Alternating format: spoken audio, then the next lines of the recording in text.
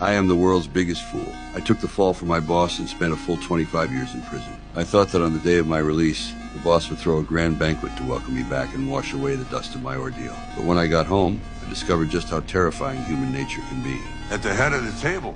That ain't the head, that's the ass. Witty.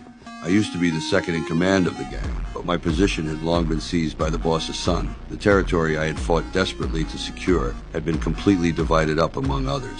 Even former lackeys who used to polish my shoes had become branch leaders. I'm expecting after doing 25 years to save your father's ass for murder, to save your ass, I'm expecting some form of adequate compensation. Why do you think we're not gonna take care of you? Seeing that I felt wrong, the boss beside me finally spoke up. Tulsa was a barren, remote, small city. Clearly the gang wanted to exile me there. Only then did I understand what the horror of human nature truly meant. But I still looked toward the boss I had once shared life and death with, only to be met with disappointment. The code of honor I had upheld for 25 years now seemed like nothing but a joke. My wife left me on the very first day I was imprisoned. As for my daughter, I hadn't spoken to her in 18 years because she hates me.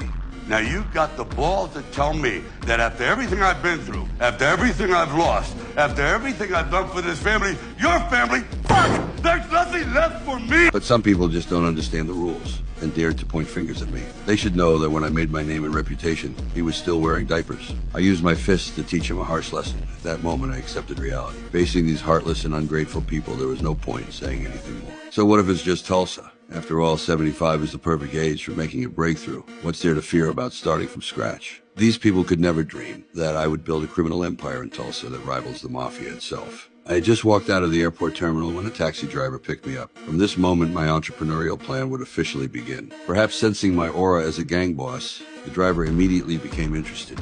I like that. Gangster gotta be a gangster, huh? You think a gangster's cool? When he said he liked the way criminals operated, I was ready to show him what real criminal life was all about. Just then, we passed the marijuana dispensary. After learning that Tulsa had no gang presence whatsoever, I instantly thought of a great business opportunity. Inside, there was only one security guard with zero fighting ability, and it didn't look like they had surveillance cameras installed. The receptionist was very frail and didn't seem too bright either. If someone wanted to rob this place, it would be far too easy. I told him to call the owner out, but the employee didn't dare leave his post. The security guard, hearing the commotion, walked over and told me to leave immediately. Facing me, this gray-haired old man, the guard thought he could easily handle the situation, not knowing what kind of existence he had provoked. I grabbed the driver's thermos and smashed it directly into his head. It seems fists are the ultimate truth. Soon the owner came out. He thought he was dealing with a robbery, but unexpectedly I wanted to see his transaction ledger. This made the owner suspect I might be from the tax bureau.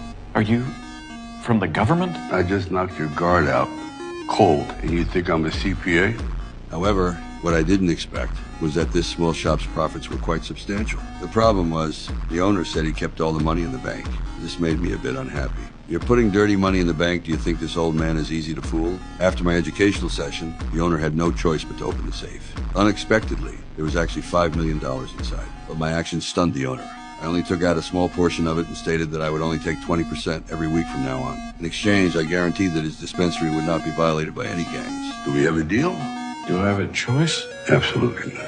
I knew that to establish roots in Tulsa, I had to think long term. Just like that, I obtained the first startup capital for creating my gang. Since I was going to be a gang boss, I naturally needed a decent vehicle. I took out some money and had the driver go buy me a car, and he would become my personal driver. $2 grand a week.